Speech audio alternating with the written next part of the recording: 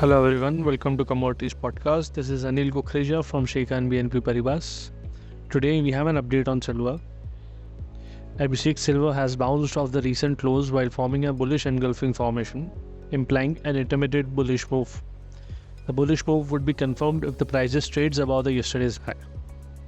While the prices should target the 20 exponential moving average at the level of 71,600 as an immediate resistance. The momentum indicator RSI has a positive diversion as it moves out of the oversold zone, while the support should be around the yesterday's low of 69,800, a move below which should negate the bullish bias.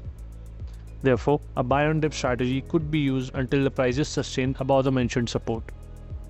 Hence, we expect silver to trade with a positive bias for the day ahead. Thank you.